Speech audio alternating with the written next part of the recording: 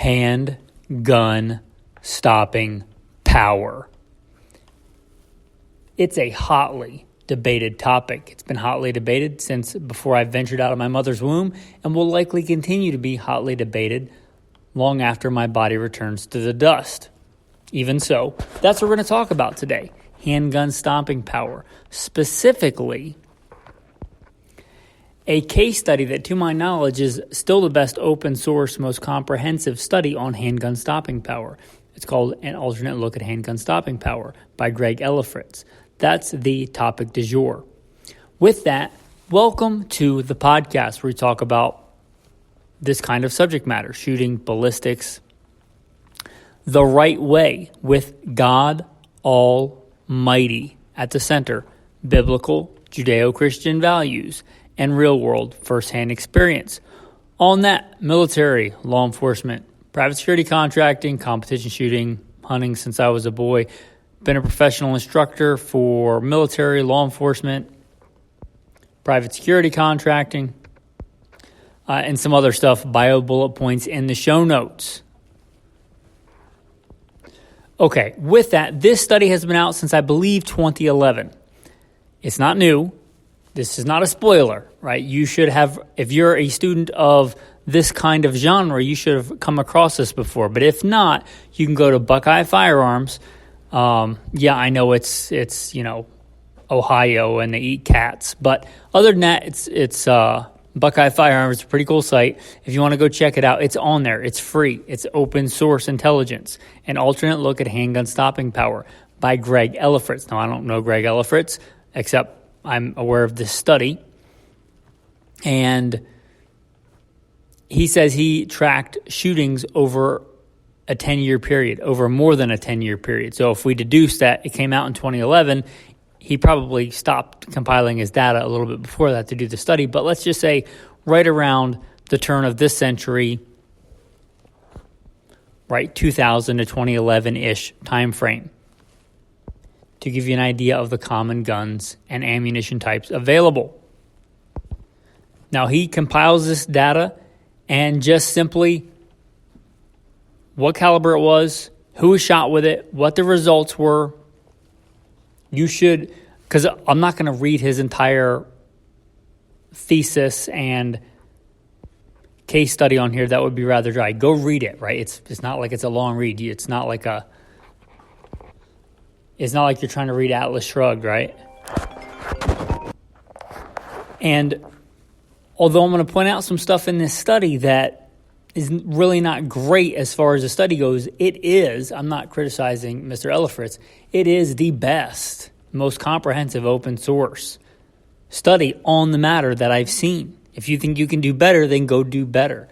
I certainly am not going to take the time to compile all that data and all that stuff and compare it over a 10-year period. If you want to, by all means. This is not a criticism of him. It's just, it shows how complex this study how complex the study of this genre, this subject matter can be. Let's start off with the 22. It doesn't differentiate shorts, longs, or long rifles. They're all compiled into one. Shorts, longs, and long rifle. Number of people who are shot, 154. Okay. Number of hits, or percentage of hits that were fatal, 34% were fatal from the 22. Average number of hits until incapacitation, 1.38. One shot stops, 31%. Accuracy, head and torso hits, 76%. Percentage incapacitated by one shot, head or torso, 60%. I must pause here also and point out that he counts this data that I'm quoting. This is head and torso hits. He doesn't count if you got like hit in the pinky. Head and torso hits. So let's go back to number of hits that were fatal, 34%. Well, that's just, it's a 22. It's a caliber for defense against mice, right? Let's look at a man caliber. 357. Now, this has both Magnum and SIG. Again, at the time, 357 SIG was not an unpopular caliber, but they're roughly equivalent. 357, the mighty 357. Number of hits that were fatal, 34%. Wait, did I mix that up? No, let me double check. Yes, in fact, 34%, the exact same percentage. 34% of hits were fatal with the .22, and 34% of hits were fatal with the .357. No way. I'm a caliber warrior. .357 Magnum is like a hand grenade. You just have to get it in a general direction and they'll fall over dead. They'll pee their pants in anticipation of being hit with a .357. Okay, well, the data says otherwise. How about the 9mm versus the 40 Smith & Wesson? Number of hits that were fatal, 24%. The 40 Smith & Wesson number of hits that were fatal, 25%. Now, you might come away from this and think, well, I might as well just carry a .22 long rifle. No, I'm not. I'm not telling you to carry a .22 long rifle, and I am not telling you to not carry a .22 long rifle. In fact, my wife's go-to carry gun is, guess what? A .22 long rifle. She shoots it well. It's, as far as .22s go, a reliable gun, which is something I'm going to bring up here. This study, although very good, does not bring into account the number of malfunctions a person had with said firearm. Right? If somebody drew out and was going to fight somebody, and it also doesn't distinguish good guys or bad guys, right? So somebody draws out a .22 and they go to pull the trigger and they get a failure to fire and they get shot in the face with a .357. It's not really, you don't see that in the data, right? Or if they shot 2 rounds and then the gun jammed, that doesn't show up in this study. This is just hits that were fatal, hits that stopped or failed to stop, right? Head or torso hits. So that's something we got to keep in mind here. And one of my big things I say about the .22 for defense for carry is not that it's not effective. I've never said that. It's absolutely a deadly round.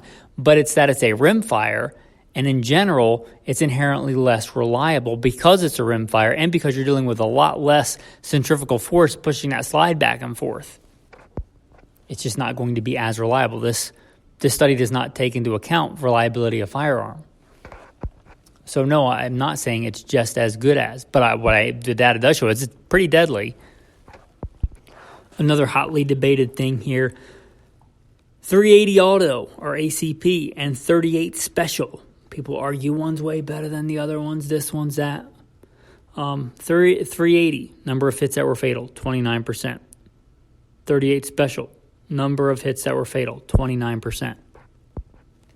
Right? So here's a big takeaway I want you guys to do when you're looking at this data. Oh, and number of hits that were fatal with the mighty 45 ACP, the 2 World Wars caliber. And I like 45 ACP, guys. Number of hits, a percentage of hits that were fatal, 29%. Same as the 380, same as the 38 special. Get mad at that if you want, but that's just what it shows. That's what the data shows. So a big overarching takeaway from this is it's a rounding error. 34% versus 29%, it's a rounding error. There was, at best several hundred people shot. I don't want to say at best like it's good that people get shot, but like the best data with the most shootings is I think 9mm had the most people shot. If I can, number of people shot 456. So even with that, that's a fairly small sample size, guys. Obviously, we don't want anybody getting shot is not ideal, right? But sometimes it's the prescription, what God says should be done.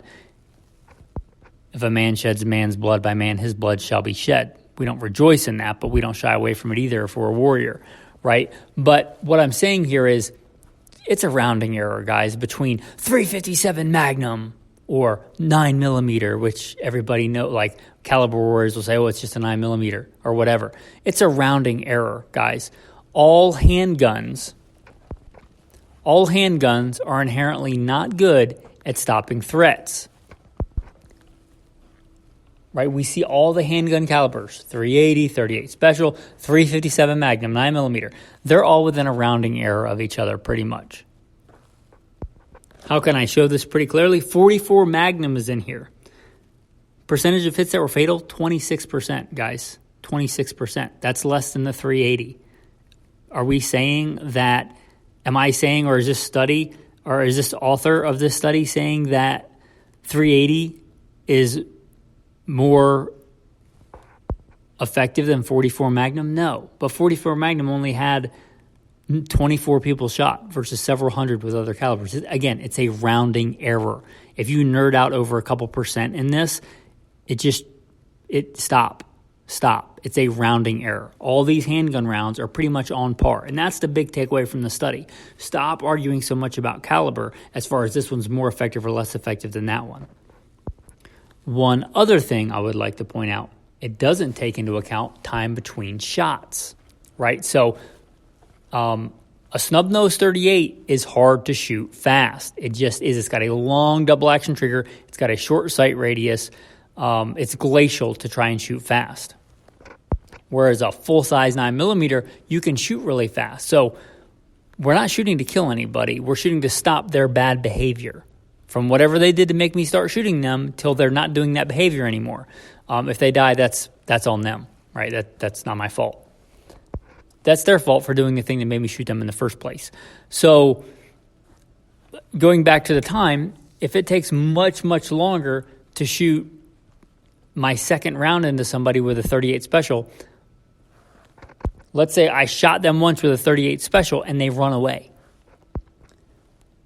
because it takes me so long to get my second shot off, and they run somewhere and they just decide they're done playing, they want to go home, and I shoot them once. Versus a 9mm where I could probably get 4 or 5 rounds into them in the time it would take me to get 2 rounds with a 38 special. So maybe they get hit 2 or 3 times before they even have a chance to think about changing their behavior. Because I know that most handgun rounds are ineffective, so you do a standard defensive response, 4 center mass, or 3 center mass, or 2 to the chest, 1 to the head, where I could get that with a 9mm, so I get more rounds off with a full-size 9mm because it has less recoil than most other things on the table here. Even like a 380 has less recoil, but that's not apples to apples because usually a 9mm is in a full size, not usually, a lot of times a 9mm, because this takes into account police and military shootings, I believe, is in a full-size fighting handgun. Most 380s are on little baby, #MeToo tiny guns, which do have more recoil than a full-size 9mm. So again, they're going to be slower to shoot. So more rounds, maybe, and I don't know this for sure, but I'm just, from my training and experience, right, more rounds are likely fired in a scenario where a man is armed with a 9mm because it gives them more time to get shots off. That also could skew the data. Another thing here, this study, although he said he tried, he didn't get a big enough sample size. It does not distinguish between full metal jacket and good defensive ammunition. It doesn't, there's not enough people shot with a Spear Gold Dot to say the Spear Gold Dot works better than a Remington Golden Saber, or this is how it compares to a full metal jacket. So bullet construction here is not in the running. And I would just say from my training and experience and being around at the time, during the time this data was collected, right, 40 was a big law enforcement round. It was pretty new. It was, there was no older guns chambered in it. It was all new guns, and a lot of it was law enforcement and guys that were really hip on the latest and greatest thing. And I imagine a lot more of the shootings in 40 Smith & Wesson would have had expanding hollow point defensive ammunition at the time because that was the go-to law enforcement round of this era. There would have been a lot more, likely in this time period, 9mm that was shot with full metal jackets because gangbangers had old 9mm. There was old surplus around at the time.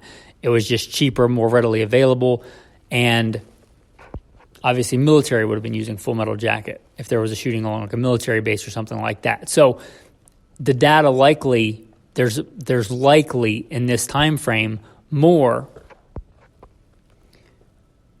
defensive ammunition in the 40 Smith & Wesson and more full metal jacket in the 9mm. Also going back to the bullet construction thing, and one of the reasons I think that the 22 does so well in these numbers is most 22 ammo, even if it's not, a hollow point, even if it's like just a round-nosed bullet, oftentimes will deform, will expand because it's soft lead.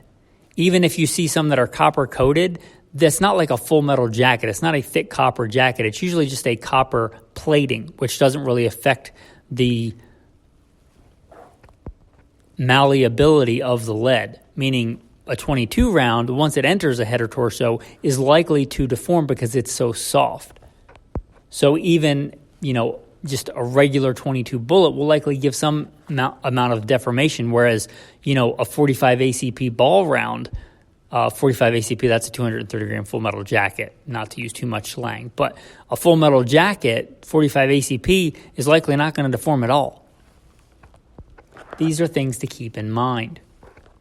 And although 45 was well established during this era, still a lot of the 45 ACPs around, there was things like the Glock 21, but a lot of them were still going to be the older 1911s with the feed ramp like cut in half between the barrel and the frame. A lot of the newer designs will have the feed ramp fully on the barrel. A lot of these older 45 ACPs may not have fed good hollow point expanding ammunition. So a lot of them may have been using ball ammunition. That's just speculation.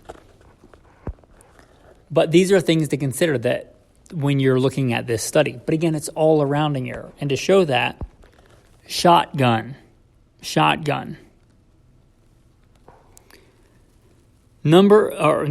Percentage of hits that were fatal, 65%. 65%, guys. That's not a rounding error. That's about double any of the handguns. Percentage of hits that were fatal. And this is all kinds of shot. This doesn't, again, differentiate between birdshot and buckshot or any of that stuff. If it were just buckshot and slugs, likely the number would be way, way higher. But it's still double any handgun. Handguns, and I love handguns, guys. I carry a handgun on my hip, both on duty and off duty. And I have won more handgun competitions than any other competitions put together. I love handgun. I love competing in handgun.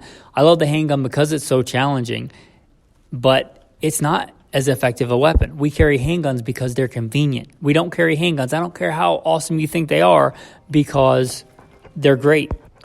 We carry them because we can have them on us and do other duties, right? Nobody sends their frontline infantry equipped with just handguns. As somebody that carried a handgun in combat, it wasn't my primary weapon. No military now or ever has sent their frontline, mainline troops in with just handguns. Why? Because they're less effective than long guns, rifles, or shotguns. So stop with all the caliber. And I know I talk a lot about calibers, this caliber versus that caliber, but at the end of the day, you have to remember what's really important. And realize that, especially with a handgun, and again, these are head and torso hits. These don't count how many times you miss because those are worthless. You need to be good with a handgun. You need to be good at getting multiple hits on target. Because in all likelihood, one shot, probably not.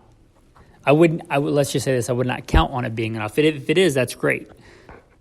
But just because you choose the mighty 357 or the mighty 45 does not mean that you can just point it at them and they pee their pants and run away. That's not how it works. You have to get the work done. You have to put the bullets where they need to go. And the caliber is less important than you being able to do that. So pick the platform, pick the caliber that allows you to shoot and practice and train with it enough to be able to get good, accurate first, second, third round hits on target quickly. Okay, guys, I posted this study on Patreon. I know many of them probably already seen it, but I asked for questions on Patreon. This is a good time to plug. I'm not the best at marketing myself or doing any of that, guys, but hey, honestly, if you're struggling for money, if you're trying to make ends meet and feed your family, by all means, do not become a patron.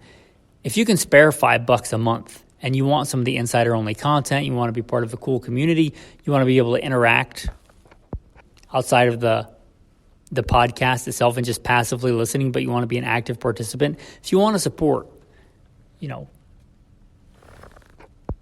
small business, veteran owned and operated, if you think that the content that comes out every month is worth $5, if you honestly think that and you can spare it, again, if you can't, please don't. But if you can spare $5 a month and you think the content is worth it, consider going to Patreon. Not only will you support the podcast, but you'll get a lot of really cool insider-only content. So at least consider it. There's a Patreon link in the show notes. You can go there and check it out. You don't have to put in your credit card or anything. There's a lot of stuff on there that's just open source. You don't have to sign an agreement or anything. You can just go look at it. There's a Patreon link in the show notes. Okay, with that, I posted this on Patreon and asked them for their questions on the matter, on this study. And I will go to those now. I'm sure someone somewhere will say the results say something like 22 is just as good as 9mm. And I think we've already kind of talked about that. It doesn't count the malfunctions in the weapon. It doesn't count if you're using good defensive hollow point ammunition. Because, again, I think that skews the data, whereas most 22 long rifle will deform somewhat even in soft targets because it's such soft lead ammo. But if you're using good, reliable, high-quality defensive ammunition, I think those numbers likely would be different. And the author does, too. If you read his kind of synopsis, the author also says that in his kind of synopsis of the data.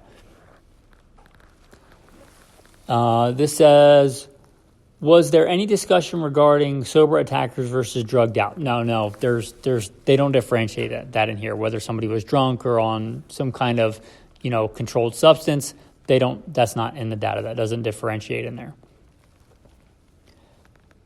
He says, 22 and 357 are both 34% fatal. Everything else is lower. Interesting. And again, that's a rounding error, right? If you're nerding out between 24% and 29%, it's a rounding error, guys. It is what it is. It's a few percentage in out of several hundred. It's like you flip a coin twice and it lands on heads both times. You're like, well, this thing lands on heads every time. Right? It's not how it works. It's not how data works. It's not how statistics work. Okay, and then I think this is the last one. In your professional experience, how does your lived experience compare to this study? I think to just restate, handguns are largely not great for stopping threats. We have them because they're convenient. What's important is not the caliber. What's important is good quality ammunition, a good reliable gun, and you being able to get that gun on target and get hits quickly. Caliber, less important. So those are my thoughts on that. Those are my thoughts on alternate look at handgun stopping power. I know this is not going to put the subject to rest, right? I'm not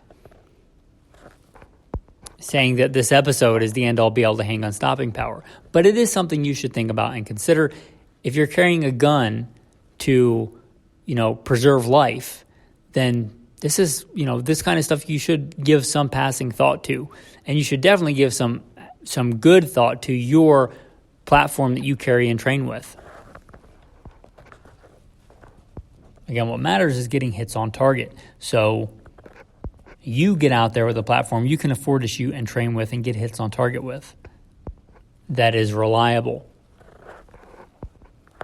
And more important than all that is make sure that you're shooting for the right reasons. Make sure that if you do ever have to take that firearm out to stop a threat, you're doing it for a just reason. You can fool somebody else. You may even be able to fool a jury of 12. But you know who you can't fool? God Almighty. You can't fool him. He knows all things. He knows all thoughts and intents of the heart. And for that, your tactical verse of the day. And give to everyone according to all his ways, whose heart you know, for you alone know the hearts of all the sons of men. Again, my commentary. You can fool a jury. You could fool a loved one. You may be able to fool your mom and dad, your spouse. You cannot fool God. He is not fooled. He is not mocked. You didn't get one over on him. You didn't get away with anything. He knows even the intents of your heart. With that, thanks for listening and have a blessed day.